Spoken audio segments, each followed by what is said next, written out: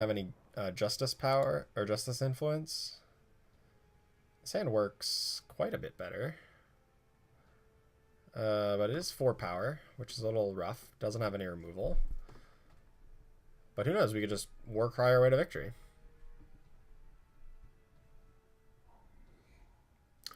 I actually think Westman Herald is not the worst thing I've ever seen in my life.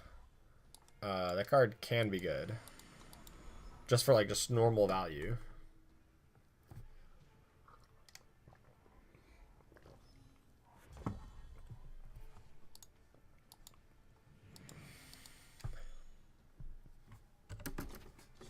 I think we just want to play 2 guys here.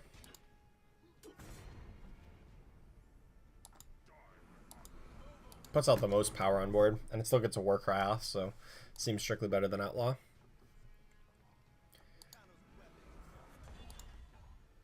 Oh, and we actually top deck. Well, I guess it makes more sense to just silence his guy. Then we actually just attack him with both. So we can attack him with the Oni Ronin, force the trade. It's going to be a little awkward if he finds a Sigil and plays a Unseen Commando now. Because we don't have an answer for it anymore. But at the time it made a lot of sense.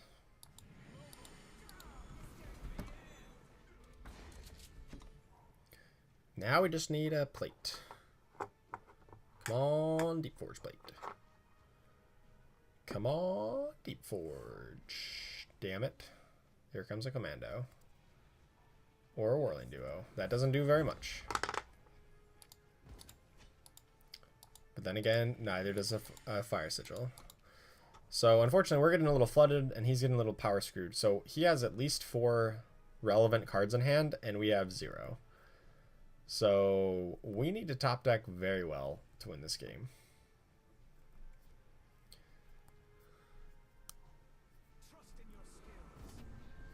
That would totally be a reasonable line of play there, DB. You can totally sub in or out Deep Forge Plate and Soulfire Drake. They're kind of interchangeable.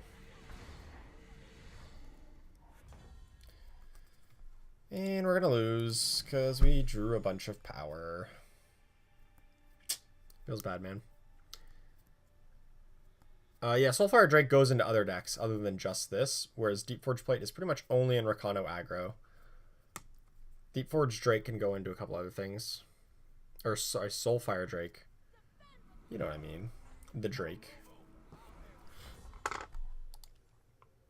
Really, deck? Really? Oh my goodness.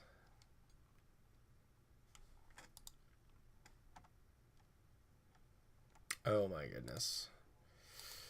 Not going very well.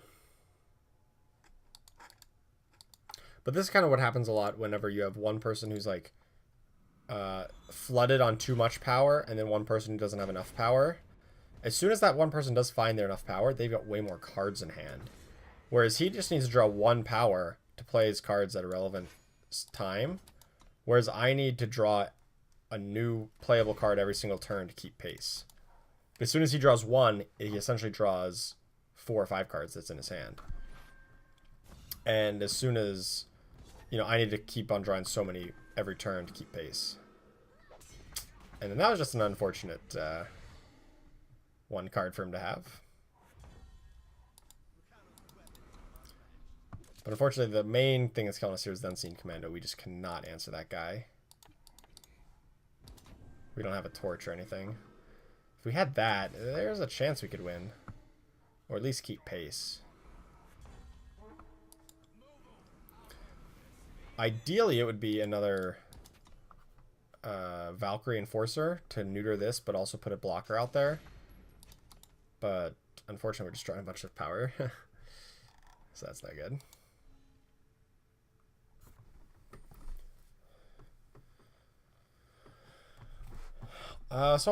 My main goal with the stream tonight was both to hit masters and also to figure out which version of Rakano I like better. And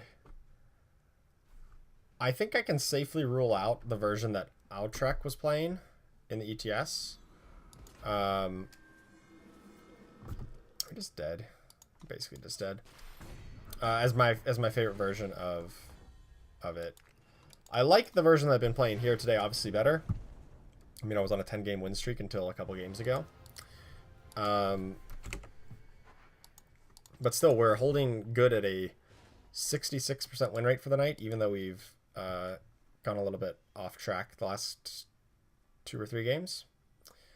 But this was the version that Outtrack was running, the top 8 of the ETS. Maybe this is better for tournament play, where there's a little bit more mid-range and control and a little bit less aggro. It runs the Tinker Overseer, the Reinvigorate, 1 Protect, but only 2 Pyronite. It runs significantly less 1-drops, but more ways to protect them. A bit more 2-drops, and the 3-drop Cinder Yeti. And I am always surprised by that follower sound. Thank you, X Crispy, for the follow.